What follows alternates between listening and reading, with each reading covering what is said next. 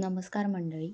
आज आपण पारंपरिक महाराष्ट्रीयन पद्धतीने मऊसूत पोळी कशी बनवायची ते शिकणार आहोत. चला तर मग सुरुवात करूया.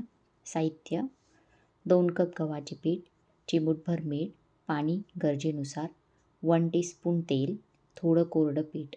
एका परातीत गव्हाचं पीठ आणि मीठ घ्या. थोडं थोडं पाणी घालून मऊसर पीठ मळा.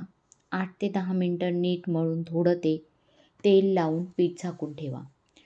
पीठ ओल्या फडक्याने झाकून किमान 30 मिनिटे विश्रांती द्या. यामुळे पोळी मऊ आणि लवचिक होते.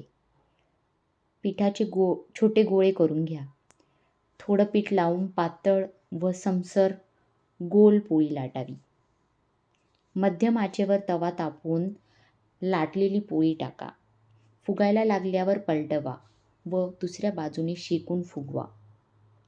गरम गरम पोळीवर तूप लावून वरण, आमटी, भाजी किंवा पिठल्यासोबत सर्व करा. व्हिडिओ आवडला असेल तर लाईक करा, शेअर करा आणि चॅनलला सबस्क्राईब करायला विसरू नका. धन्यवाद.